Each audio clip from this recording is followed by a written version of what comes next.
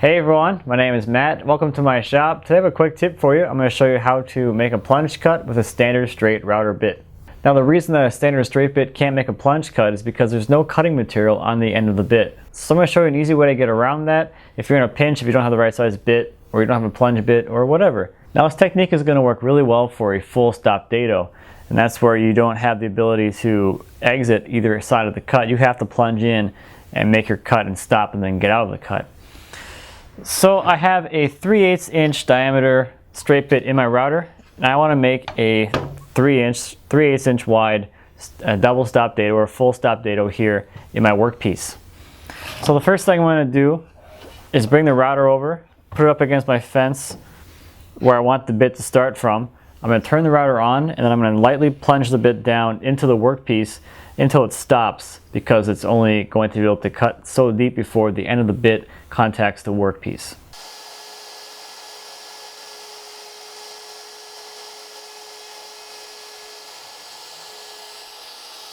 So what we need to do is remove the material from the center here, so that'll give clearance for the bit to plunge all the way down. And to do that, I'm just going to come in with a drill bit and drill out the material in the middle. Now I've added a depth stop here on my bit so I know how far down I need to go.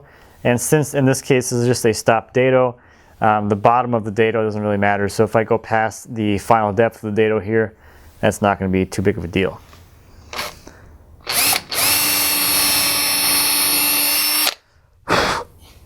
Excellent. Now I can bring my router back in and make my cut.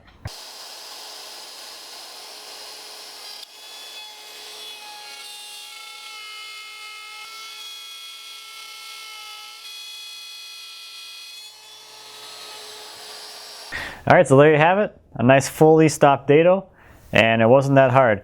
The other thing you can do with these things is you can do the old tip the bit into the work and then make the cut, and that will work. That works fine too. It's going to work a lot easier on a router table when you have a lot of reference surface.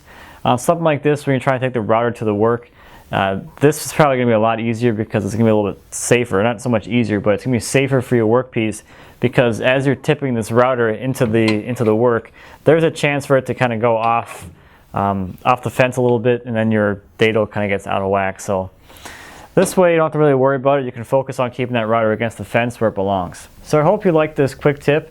I know I've done this a few times in the past, just when I've been in a pinch and I didn't want to go out and buy a bit just to make one plunge cut, for instance. So thank you as always for watching. I greatly appreciate it. If you have any questions or comments about anything I talked about today, or anything here in my shop, please feel free to leave me a comment. As always, I appreciate those. I'd be happy to answer any questions you might have. And until next time, happy woodworking.